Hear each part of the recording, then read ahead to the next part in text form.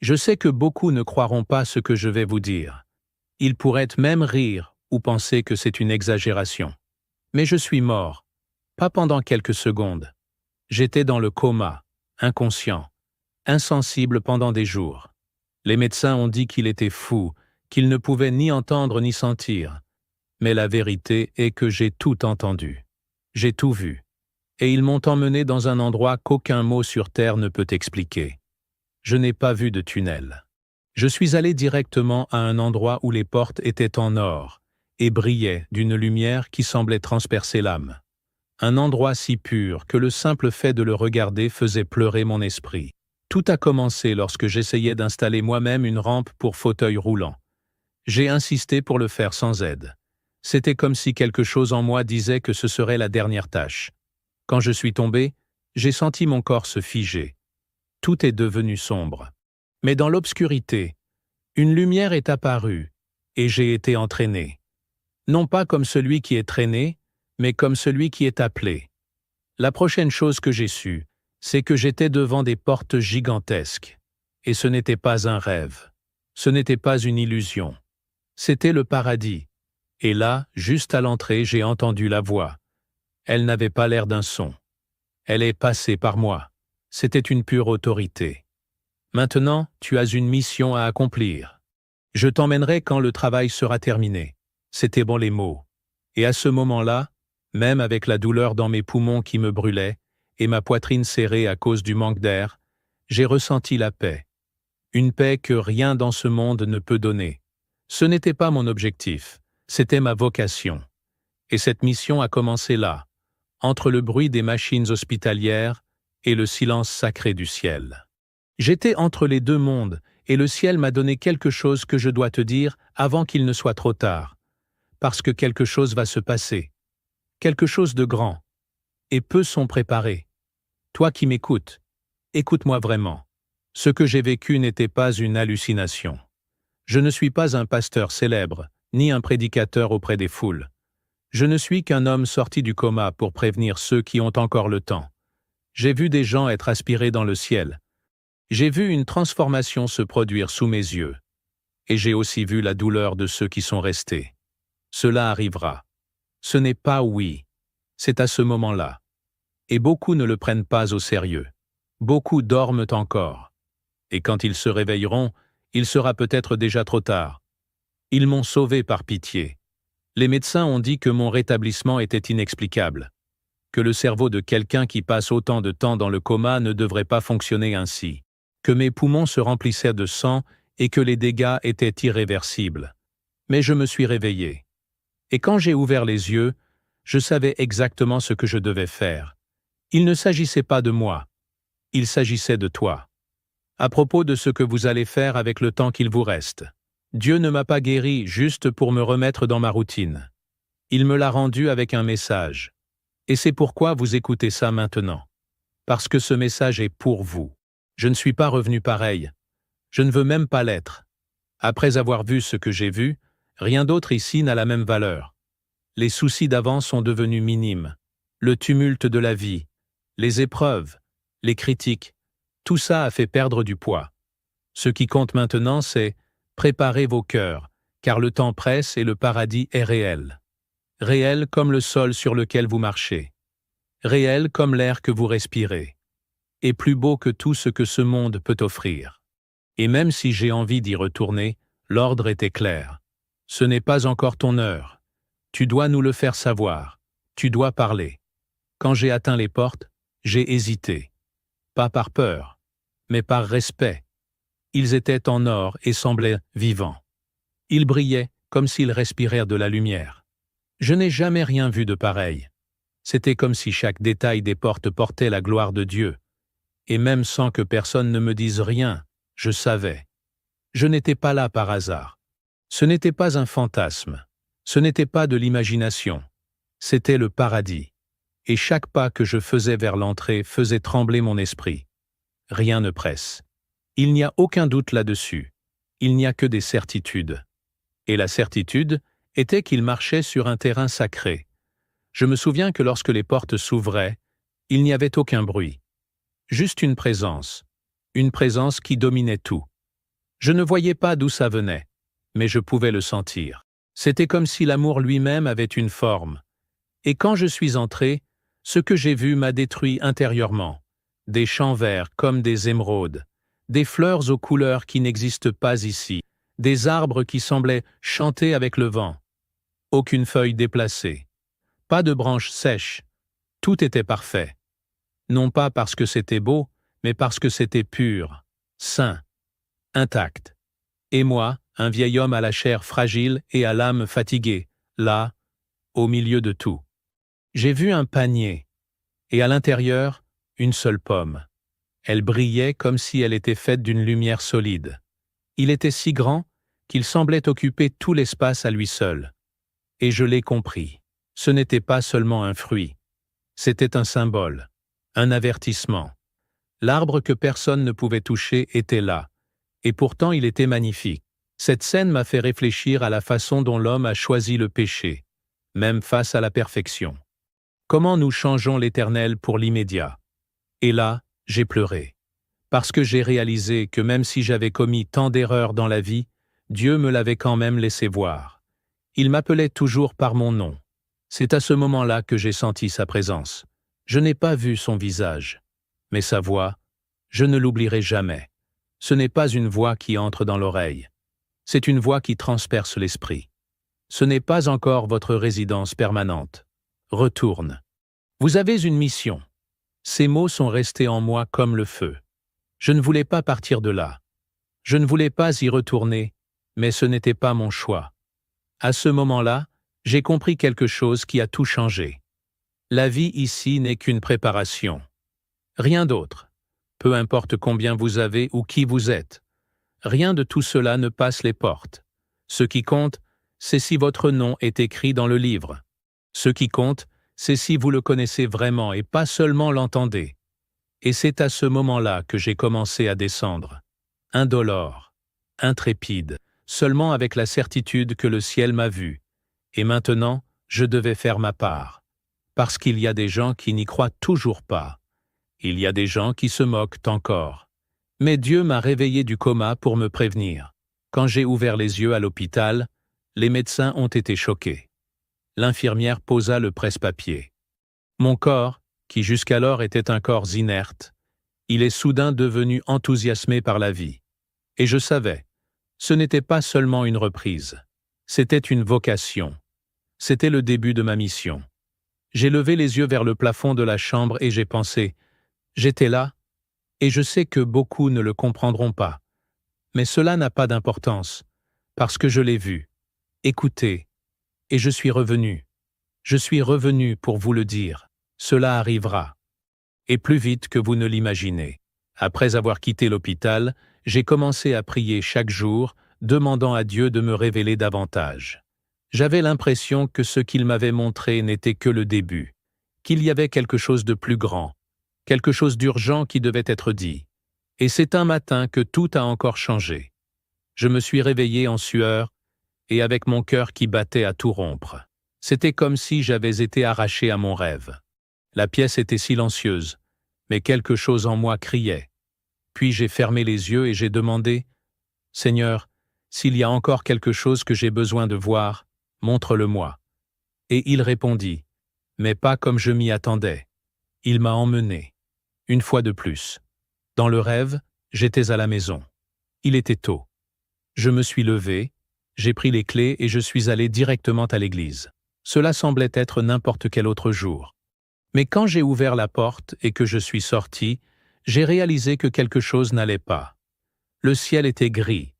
Ce n'était pas nuageux. C'était oppressant. Les rues étaient en vide. Les quelques personnes que j'ai vues couraient, se cachaient, criaient. Certains m'ont prévenu depuis l'intérieur de leur voiture. « Rentre chez toi, ferme la porte !» Mais ils n'allaient pas revenir. Quelque chose me tirait. Je devais y aller. Même sans comprendre, même avec peur. C'était comme si un poids invisible pesait sur la ville. Je suis arrivé à la porte de l'église et j'ai essayé de l'ouvrir. Mais avant que la clé n'entre dans la serrure, une voix m'a parlé. Ce n'était pas n'importe quelle voix. C'était ferme, fort, surnaturel. Va dans les montagnes, car là-bas j'ai besoin de te parler. » Je me suis arrêté. J'ai regardé autour de moi. J'ai baissé la tête. J'ai essayé d'insister. J'ai remis la clé. Et la voix est venue une seconde fois, plus forte. « Allez à la montagne !» Mes yeux se sont remplis de larmes. Je ne voulais pas y aller. Je ne savais pas comment. J'ai dit, « Seigneur, je ne suis qu'un vieil homme. Comment vais-je grimper seul? Et cet endroit est désert. » Mais il n'a pas réagi comme un homme. J'ai commencé à marcher. Non pas parce que je le voulais, mais parce que j'en étais convaincu. Les rues étaient recouvertes de fines cendres. Le vent a apporté de la poussière. La ville semblait dévastée, comme si une bombe avait explosé. La colline devant moi était grise. Tout autour de lui était gris. Il n'y avait pas de vert, il n'y avait pas de vie. Mais je suis monté. Effrayé, les larmes aux yeux, mais je suis monté. Et à chaque pas, sa présence devenait plus forte. Le silence était absolu. Mais l'esprit brûlait. Quelque chose de grand était sur le point de se produire. Et je n'étais pas là par hasard. Lorsque j'ai atteint le sommet de la colline, une douleur a explosé dans ma poitrine. J'ai commencé à pleurer, strident. « Seigneur, que se passe-t-il? Pourquoi tout est-il détruit? Que veux-tu me montrer ?» Et pendant un instant, Dieu était silencieux. C'était un silence qui faisait plus mal que n'importe quelle réponse. Et puis il a dit, « Recherchez, regardez les cieux. » Et quand j'ai levé les yeux, j'ai vu. Les gens se laissaient emporter. Ils ne flottaient deux pas comme dans les films. Mais ils étaient nuls, comme s'ils étaient attirés par une force qui n'était pas de ce monde. Tous en silence, tous transformés. Aucun d'eux ne se reconnaissait. Aucun d'eux ne communiquait. C'était le ravissement. Je me suis jeté dans les cendres. J'ai commencé à pleurer comme un enfant. « Seigneur, pourquoi est-ce que je ne monterai pas aussi? J'ai fait ce que tu as dit. Je t'ai loué, j'ai nettoyé ta maison, j'ai aidé ceux qui en avaient dit besoin. » Mais le ciel restait silencieux. Et la peur m'a pris comme jamais auparavant. La douleur de ne pas avoir été prise était plus grande que n'importe quelle maladie, n'importe quelle souffrance. J'ai commencé à pleurer, mendicité, demander grâce.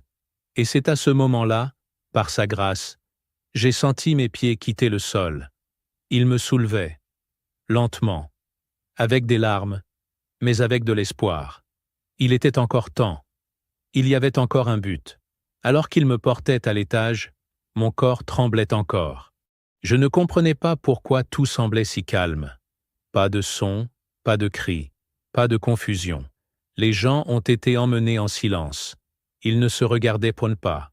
Ils ne parlaient puis pas. Ils ne souriaient puis pas. Ils étaient comme en position de salut, paralysés par quelque chose que seul le ciel pouvait expliquer. Je les ai regardés et j'ai essayé de reconnaître quelqu'un. Mais personne n'avait le même aspect qu'avant. Leurs visages brillaient, leurs vêtements avaient un éclat qui n'était pas de cette terre. Et même au milieu de cette foule emportée, j'avais l'impression qu'ils étaient peu nombreux, très peu. Et c'était la partie la plus douloureuse. J'ai regardé autour de moi et j'ai dit, « Mais Seigneur, où sont les autres? » À cause des églises que j'ai vues pleines, d'après les vidéos que j'ai vues sur les réseaux, pour les évangélistes, pour les prophètes, pour les multitudes qui ont prononcé ton nom. Mais là, seule une poignée est montée. C'était un silence de gloire mêlé à la douleur de l'absence, et je me sentais triste à l'intérieur. J'ai recommencé à pleurer, parce que je savais que beaucoup étaient y restés. Des gens braves, des gens religieux, mais peut-être que leur cœur était trop éloigné. Et au sommet, ce n'est pas l'apparence qui compte, c'est la vérité du cœur. Même sans parler, j'ai senti que les gens qui montaient étaient soulagés. C'était comme si ses yeux disaient « Cela en valait la peine. Cela valait la peine d'endurer la douleur. Cela valait la peine d'être rejeté. Cela valait la peine d'être seul quand tout le monde s'éloignait. Cela valait la peine de ne pas nier le nom de Jésus. » Et cela m'a brisé intérieurement, parce que j'ai ressenti ce soulagement aussi, ce sentiment que tout avait un sens, que chaque larme avait de la valeur, que chaque démission reste dans les mémoires. La montée n'a pas été facile. C'était intense. mais plein de certitude. Et plus j'allais haut, plus je ressentais une paix qu'aucun mot ne peut expliquer. C'est alors qu'une pensée m'est venue qui m'a déchiré intérieurement. Et ceux qui sont restés, ceux qui se moquaient, ceux qui plaisantaient, ceux qui disaient « un jour je changerai », ceux qui étaient dans l'Église, mais ne se sont jamais vraiment donnés. Et j'ai pleuré pour eux. J'ai pleuré pour les opportunités perdues, pour les appels ignorés, pour les messages inouïs. Et même à travers les larmes, Dieu m'a parlé. Il faut prévenir. Vous devez raconter ce que vous avez vu, parce que je reviendrai. Et je reviendrai bientôt. La demande n'était pas une suggestion, c'était un envoi, une mission directe. Soudain, mon corps a commencé à descendre. J'ai crié « Seigneur, ne me laisse pas repartir. Emmène-moi avec toi. Laisse-moi rester. » Mais la voix revint. Ferme. Ce n'est pas encore ton heure. Vous avez beaucoup à faire. Il faut revenir en arrière et parler. Et tandis que je descendais, quelque chose a changé. Le ciel a commencé à se fermer. Les nuages sont revenus à leur place, mais mon cœur brûlait maintenant de quelque chose que je n'avais jamais ressenti. Lorsque mes pieds touchèrent à nouveau le sommet de la colline, tout était différent. Les cendres avaient disparu. Le vent soufflait vert. Ce même endroit désert était désormais un jardin. Les fleurs sont de retour. La couleur est revenue. Et je savais ce que cela signifiait. Dieu disait, « Il y a encore de l'espoir. Il est encore temps, mais pas grand-chose. » Et à ce moment-là, debout sur la montagne, avec le ciel clair au-dessus de moi, j'ai fait une promesse. « Seigneur, je préviendrai. Je dirai tout, même si le monde me traite de fou, même si personne n'y croit. Je l'ai vu, je l'ai vécu, et cela arrivera. » Après avoir descendu la montagne, je suis rentré chez moi en silence. Le corps était là, mais mon âme était toujours là-haut. J'ai ressenti une urgence qui ne venait pas de l'esprit, mais de l'esprit. C'était comme si une horloge comptait les secondes, non pas jusqu'à ma mort, mais vers quelque chose de plus grand, quelque chose qui affectera tout le monde. Le ciel m'a montré que le temps de grâce touche à sa fin, et peu de gens s'en rendent compte.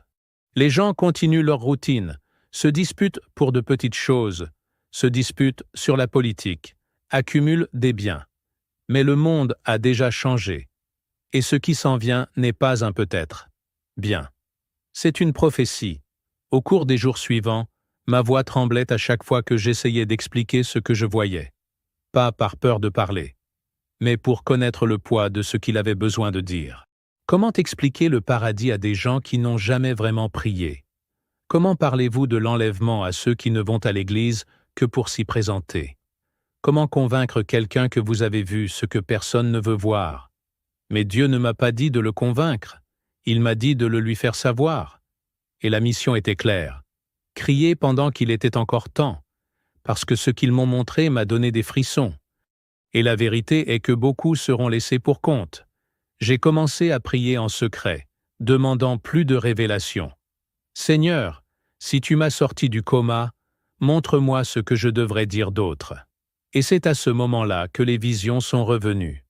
La nuit, pendant que le monde dormait, j'ai vu des foules marcher désespérées, des églises vides et d'autres pleines de cris, mais pas d'adoration, mais de confusion. J'ai vu des dirigeants courir, sans direction. J'ai vu des hôtels détruits. J'ai vu le monde en guerre, non seulement avec des armes, mais aussi avec des mensonges. J'ai vu les lois changer silencieusement, sans que les gens ne s'en aperçoivent. Et un brouillard spirituel recouvrait tout, comme si quelque chose hypnotisait les gens. Et il l'était.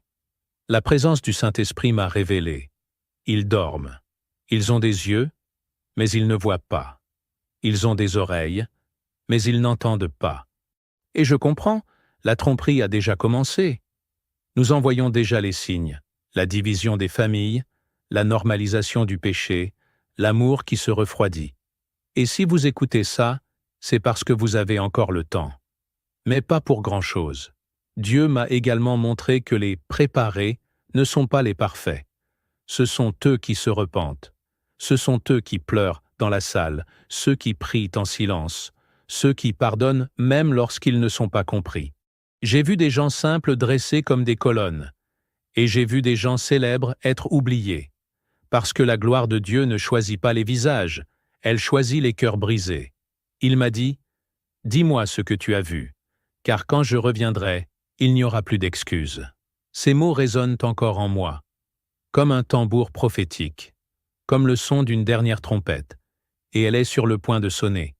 Je ne suis pas pasteur, je ne suis pas un prophète, je ne suis pas célèbre. Mais je suis ressuscité dans la miséricorde pour vous dire, se préparer. N'attendez pas le signal final. Il se peut que cela n'arrive pas comme vous l'imaginez. Le ciel que j'ai vu n'était pas une légende, il était réel. Et la terre que je vois maintenant est différente. Quelque chose arrive, quelque chose de spirituel, et seuls ceux qui resteront fermes sur le rocher survivront. Alors écoutez avec votre cœur. Jésus est à la porte. Et quand il ne viendra pas avec des panneaux d'avertissement. Il viendra comme un voleur. Et seuls ceux dont les oreilles sont sensibles au ciel entendront l'appel. Après mon retour du coma, plus rien ne me satisfait comme avant. La nourriture a le même goût, mais elle ne me nourrit pas de la même manière. Les conversations sont les mêmes, mais elles ne sont pas enrichissantes. C'est comme si mon corps était ici, mais mon esprit est toujours de l'autre côté. Et chaque jour qui passe, je remarque que les gens sont de plus en plus distraits. Tout le monde semble trop occupé pour remarquer ce que Dieu dit. Mais il parle, par les signes, par les rêves, par la parole. Il n'écoute tout simplement pas ceux qui ne le veulent pas.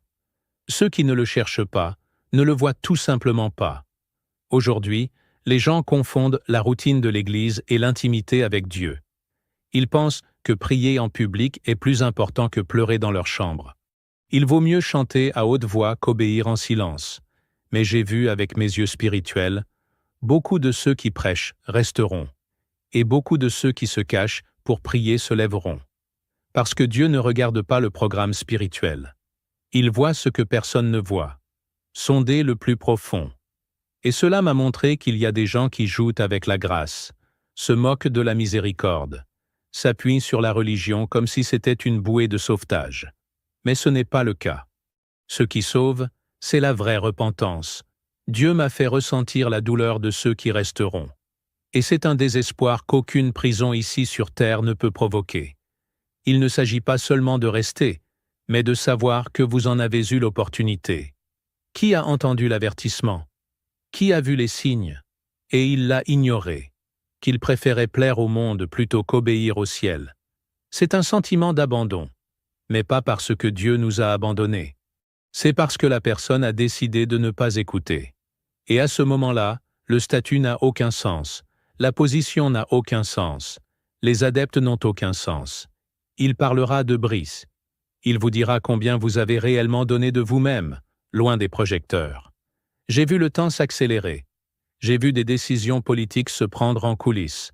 J'ai vu des chefs religieux rejoindre des gouvernements qui rejetaient auparavant la foi. J'ai vu la croix être échangée contre des drapeaux. Et une tristesse s'est emparée de ma poitrine, parce que beaucoup ne réalisent pas que tout cela a déjà été écrit. Vous êtes déjà prévenus. Jésus en a parlé. Les signes sont au ciel, sur terre et même dans le cœur de ceux qui discernent encore l'esprit. Mais le monde est engourdi. Les gens sont entraînés à se moquer du ravissement, de l'éternité et du jugement.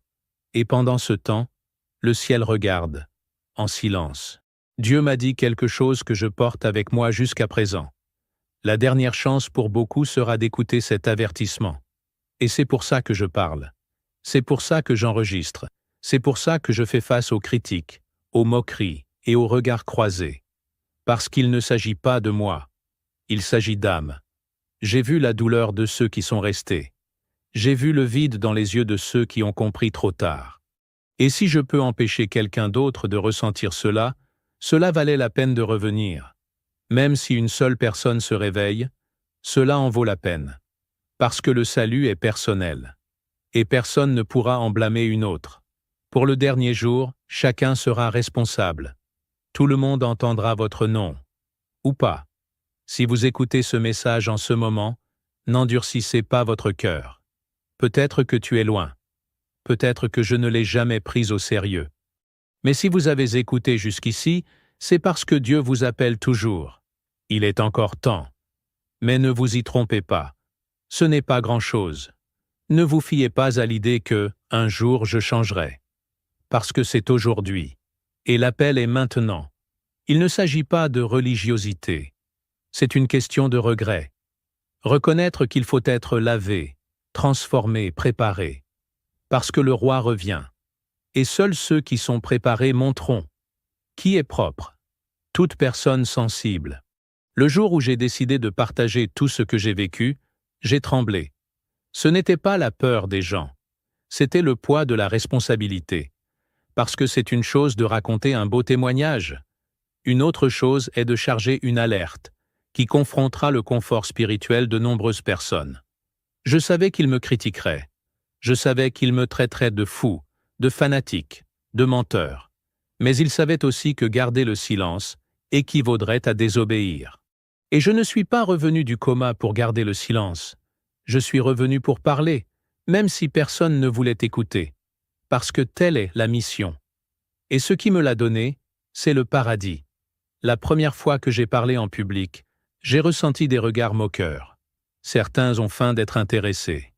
D'autres baissaient la tête. Certains ont même ri. Mais au fond, j'ai vu quelque chose dans les yeux de beaucoup de personnes présentes. Peur. J'ai peur que ce soit vrai. Peur de voir l'enlèvement comme un événement réel et non comme une métaphore. J'ai dit, ça va arriver. Et il a répété. Parce que ce n'était pas une opinion. C'était un ordre, une certitude, une annonce céleste. Et même s'ils se moquaient, même s'ils essayaient de cacher la vérité, le message était déjà passé. Et il ne revient pas vide. Il y a une femme qui m'a approché après la réunion. Ses yeux étaient pleins d'eau. Elle a dit, « Je n'ai pas prié depuis des années. Mais ce que tu as dit m'a secoué intérieurement. Cela m'a montré que la graine était en train de germer. Et j'ai compris ce que Dieu voulait m'apprendre. Tout le monde n'écoutera pas. Mais certains le feront. Et ces quelques-uns valent tous les efforts. Parce que le ciel est heureux pour l'âme qui se repent.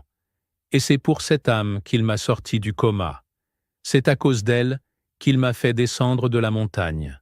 Parce que l'avertissement est dur, mais l'amour est réel. Et il est toujours servi. Les jours passèrent et la résistance augmenta.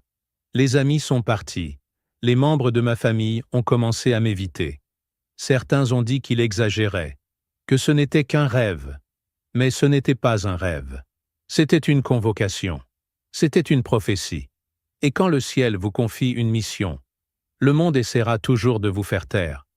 Mais je me suis souvenu de ces paroles. Raconte-moi ce que tu as vu. Et je l'ai répété comme quelqu'un qui répète un vœu. Parce que je l'ai vu. J'y suis allé. Et même si personne d'autre ne le croit, je continuerai à parler. Parce que le temps passe.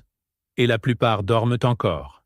J'ai commencé à enregistrer des vidéos simples. Aucune production. Pas de scénario. Seulement avec la vérité. Et j'ai commencé à le mettre sur les réseaux. Au début, peu de participants étaient présents. Mais au fil du temps, des témoignages ont commencé à arriver. Les gens disent « J'ai été ému. Je me suis réveillé en pleurant après la vidéo. Je suis retourné à la prière. Et là j'ai compris. La reprise ne commencera pas sur scène. Cela commencera dans les chambres, chez ceux qui écoutent l'appel en silence et s'effondrent devant Dieu. Parce que le véritable mouvement n'a pas besoin de scène. Vous devez vous rendre. Et c'est le cri que Dieu veut entendre. Et maintenant je comprends pourquoi il m'a pardonné. Ce n'était pas pour le mérite. C'était par pitié. Et cette miséricorde a un but. Réveiller ceux qui ont encore le temps. Chaque jour qui passe, j'ai l'impression d'être sur le point d'y retourner. Mais en attendant, je parlerai. J'écrirai. Je crierai si nécessaire. Parce que celui qui aime, faites-le nous savoir. Et j'ai vu ce qui va suivre. Et je ne veux pas que quiconque dise « Personne ne me l'a dit ». Parce que je vous préviens. Dieu avertit. Et toi? Tu écoutes? Aujourd'hui, je sais que chaque battement de mon cœur me rappelle que le temps passe. Je ne suis pas revenu pour avoir une vie meilleure ou pour chercher la gloire.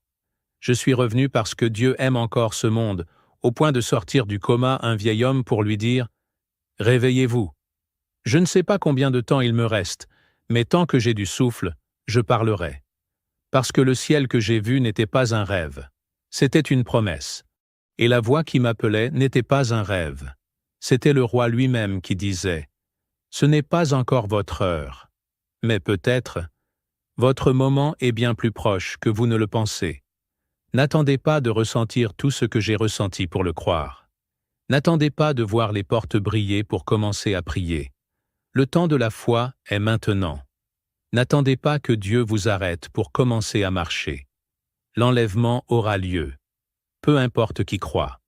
Cela ne dépend pas de notre opinion. Il fait partie du plan éternel.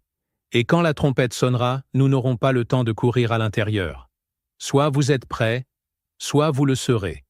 Et cela, mon frère, te fera plus mal que n'importe quelle douleur physique que tu as jamais ressentie. Et j'ai failli mourir. C'est pourquoi maintenant, en toute humilité, mais en toute urgence, je vous demande, et si c'était aujourd'hui, comment va ton cœur? Es-tu prêt? Est-ce propre?